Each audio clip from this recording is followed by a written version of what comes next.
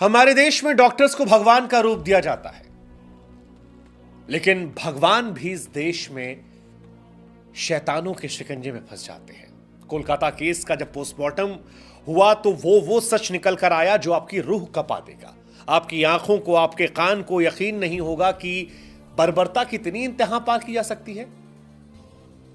एक 30 साल की लेडी डॉक्टर के प्राइवेट पार्ट में 151 एनजी सीमेन मिलने की बात वहां के तमाम डॉक्टर्स कह रहे हैं पोस्टमार्टम रिपोर्ट के आधार पर। और अगर यह सच है तो फिर यह एक शख्स का तो नहीं है। पोस्टमार्टम रिपोर्ट कहती है कि उसके शरीर में कई लोगों ने उसे नोच खाया है और यह उस महिला के साथ है जिसके साथ इतनी बर्बरता के बाद उसके पिता को फोन करके कहा गया कि सर आपकी लड़की ने शायद खुद ही सुसाइड कर लिया। ये जो आरोपी जिसे पकड़ा पुलिस ने पहले, इसका खुद का पुलिस कनेक्शन सामने आ रहा है। लेकिन अब जो पोस्टमार्टम रिपोर्ट का सच है वो हैरान करने वाला है।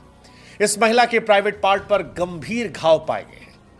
पोस्टमार्टम रिपोर्ट कहती है कि उसकी चीख दबाने के लिए उसकी नाक, मुंह को, गले को लगातार दबाया गया, दीवार की तरफ ऐसे रख के ऐसे दबा दिया गया। गला घोटने से थायराइड कार्टिलेज टूट गया। पोस्टमार्टम रिपोर्ट कहती है कि इस डॉक्टर के सिर को दीवार से सटाया गया था ताकि वो चिल्ला ना सके। उसके पेट पर, उसके होंठ पर, उसकी उंगलियों पर, उसके बाएं पैर पर चोट के निशान पाए गए। इसके बाद उस पर इतनी जोर से हमला किया गया कि उसके चश्मे टूट गए और शीशे जो थे चश्मे के वो उसकी आंखों में घुस गए। डॉक्टर्स प्रदर्शन करने वाले कहते हैं कि उसकी वजाइना से 151 mg सीमेन मिला है, जो एक शख्स का तो नहीं हो सकता। हालांकि कोलकाता पुलिस की महानता, ममता बनर्जी, कमाल देखिए। कोलकाता पुलिस सोशल मीडिया पर पोस्ट करने वालों को खोज रही है।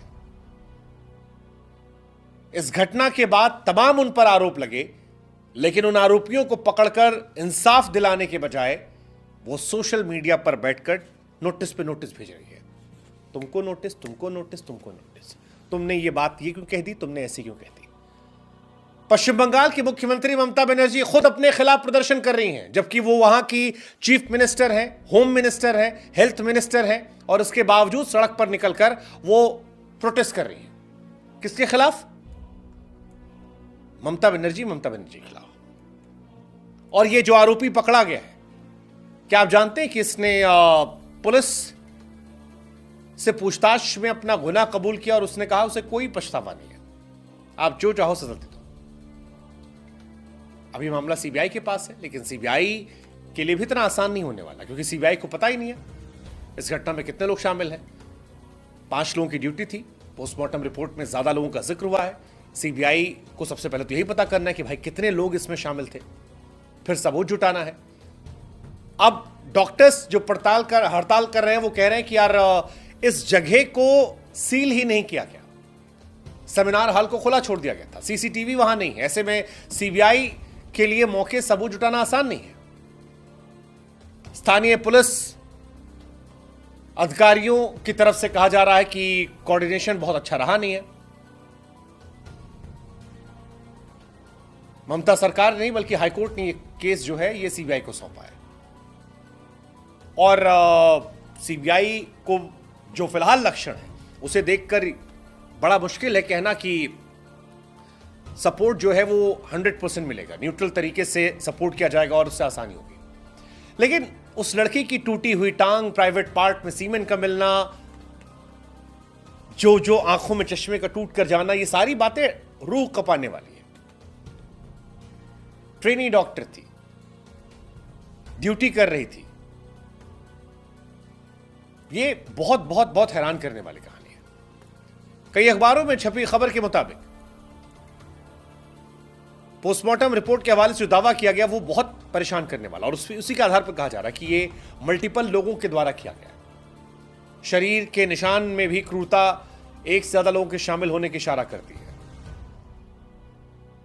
बहुत सारी बातें। और सबसे हैरानी की बात है कि 9 अगस्त की सुबह जब इसकी बॉडी मिली तो प्रशासन पर आरोप है कि उसने पीड़िता के परिवार से झूठ बोला। कहा गया कि असिस्टेंट सुपरिटेंडेंट ने फोन करके कहा कि आपकी बेटी ने सुसाइड कर लिया। यह अपने आप में एक हैरान करने वाली कहानी है। सोशल मीडिया पर यह भी सवाल चल रहा है कि भाई इस मामले को दबाने की कोशिश की गई, लगातार दबाया गया। कोलकाता पुलिस ने पहली एफआईआर में लीपापोती की कोशिश की। घटना के बाद कोलकाता पुलिस ने जांच पड़ताल किए बिना 9 अगस्त की सुबह एक अप्राकृतिक मौत का केस रजिस्टर्ड किया। हालांकि बाद में महिला डॉक्टर के पिता और मां की शिकायत के बाद इस मामले में रेप और मर्डर केस दर्ज किया गया। फिर इस आरोपी का पुलिस से कनेक्शन आ रहा है। संजय रॉय इसका नाम है। कहा जा रहा है कि कोलकाता पुलिस की 4th बटालियन के बैरक से गिरफ्तार हुआ और कई और बातें भी निकली जो इसके मजबूत कनेक्शन की इशारा कर रही है।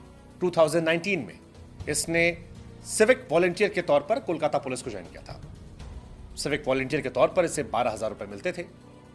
आरोपी कोलकाता पुलिस लिखी टी शर्ट और टोपी पहनकर घुमा करता था। इसने बाइक पर भी इनफैक्ट पुलिस का स्टिकर लगा रखा है। पुलिस की 4th बटालियन के बैरक में रहा करता था। घटना दिन वाले भी दिन ये पुलिस चौकी से पकड़ा गया था। पोस्टमार्टम रिपोर्ट के बारे में आपको बताया है हमने।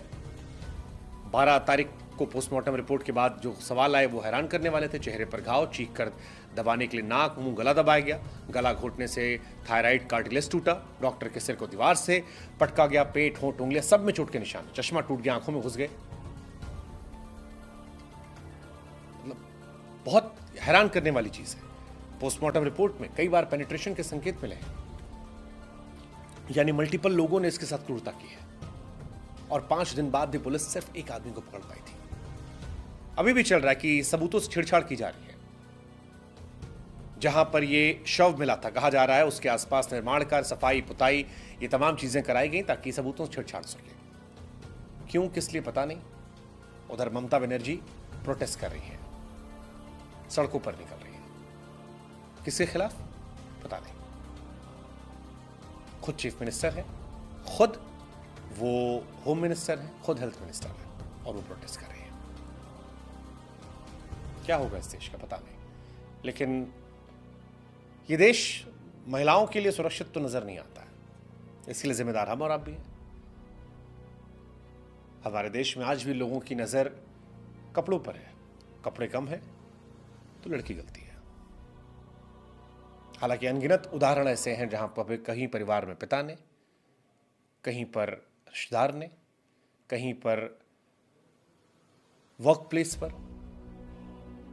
कहीं पर घर लौटते, कहीं पर सोते हुए महिलाओं के साथ घटनाओं को अंजाम दिया गया है। फिलहाल पूरा देश एक साथ इस खबर को लेकर नाराजगी जता रहा है। उम्मीद कर रहा है कि इस घटना को लेकर शायद हमारा समाज जगेगा, शायद इन्हें कठोर सजा मिलेगी। मिलेगी, नहीं मिलेगी, पता नहीं। लेकिन फिलहाल देश में आक्रोश है। हालांकि आक्रोश हमने पहले भी निर्भया में देखा था। लेकिन निर्भया को बीते 12 साल हो गए और 12 साल में इस देश में कुछ नहीं बदला। क्योंकि जब हम और आप ये खबर पर चर्चा कर रहे हैं तभी उत्तराखंड में ऐसी घटना और हुई जिसने फिर ये एहसास कराया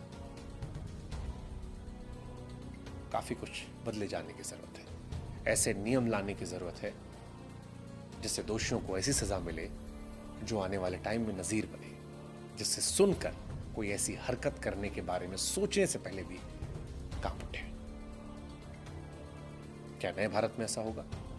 आप क्या सोचते हैं? हमें जरूर